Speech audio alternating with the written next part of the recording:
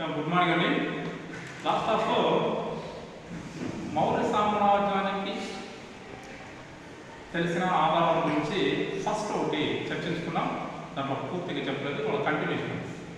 మెగాస్థనీస్ రచించిన గ్రంథం పేరు ఇండికా.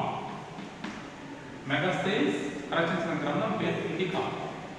ఇది ఏ భాషలో అంటే గ్రీకు భాషలో. గ్రీకు భాషలో ఏ భాషలో అంటే గ్రీకు భాష.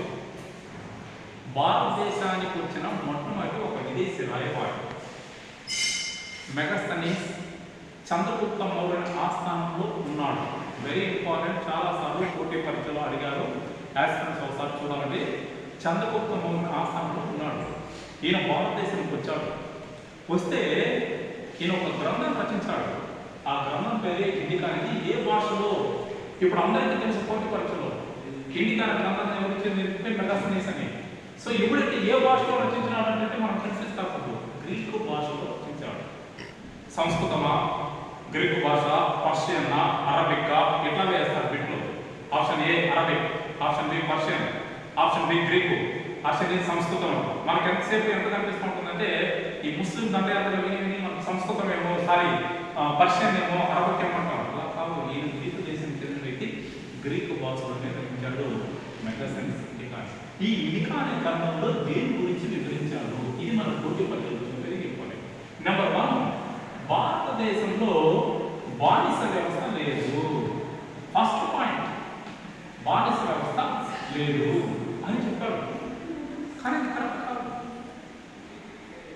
ఎందుకంటే భారతదేశంలో బానిస వ్యవస్థ ఉంది, స్లేవర్ సిస్టమ్ ఉంది. కానీ ఆయన ఒపీనియన్ ఏం చెప్పాడంటే మా దేశంలో ఉన్నంత బానిసతనం భారతదేశంలో లేదు. నేను చూశాను, స్వయంగా చూసిన భారతదేశాన్ని. మా దేశంలో ఉన్నంత బానిస వ్యవస్థ ఇక్కడ భారతదేశం లేదు అని చెప్పి ఒక స్టేట్మెంట్ ఇచ్చారు.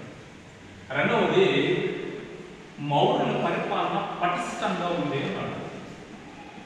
పరిపాలన పటిష్టంగా ఉంది అని చెప్పాడు. అంటే దాని అర్థం ఏంటంటే ప్రజలు ఎక్కడైనా తన వ్యవసాయ కార్యక్రమాలకు వెళ్ళినప్పుడు వాళ్ళు ఇళ్లకు తాళాలు వేసేవాడు కాదు అని. అంటే దాని అర్థం ఏంటంటే శిక్షలు చాలా కఠినంగా ఉన్నాయని అర్థం. ఓపెన్ డోర్స్ అలాగే ఉంటాయి, లేదా డోర్ క్లోజ్ చేసుకుని వెళ్ళిపోయాడు. దొంగల భయం లేదు. ఎందుకు దొంగల భయం లేదంటే రాజ్యంలో పటిష్టమైన సైనిక వ్యవస్థ, న్యాయ వ్యవస్థ పనిచేస్తా ఉంది అని చెప్పి ఈ కనుక రాశారు.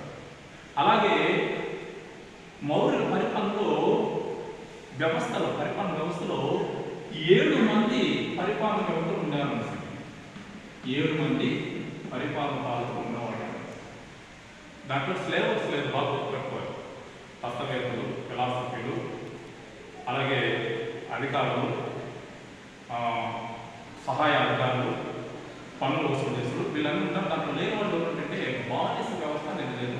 ఒకసారి ఇది మెగాస్థనీస్ ఇచ్చిన ఒక గుడ్ ఇన్ఫర్మేషన్. దాన్ని బేస్ చేసుకుని భారతదేశ చరిత్రకి పునాదిగా మనం చూస్తాం ఆధారాలు.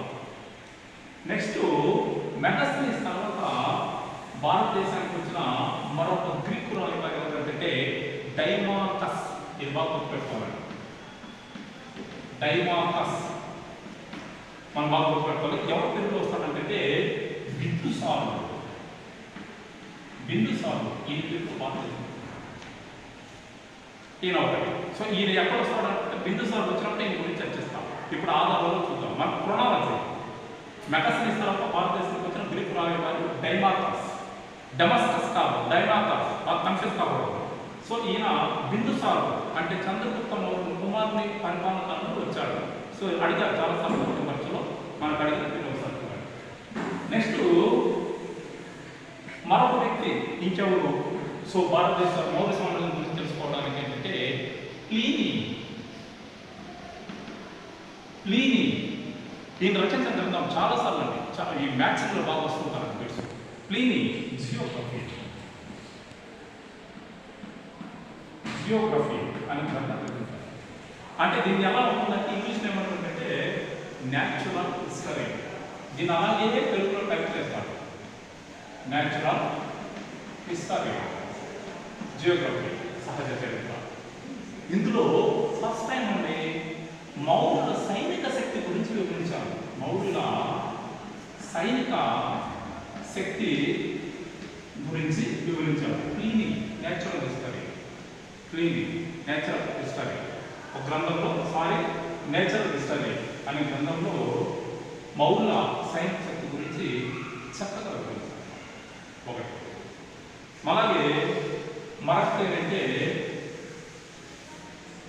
మరొక వ్యక్తి an epitome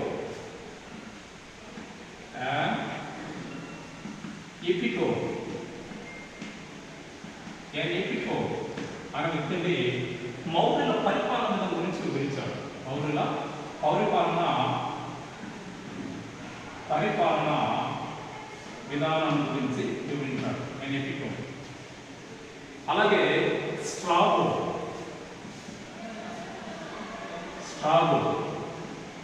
జియోగ్రఫీ అనే గ్రంథాన్ని వివరించాడు.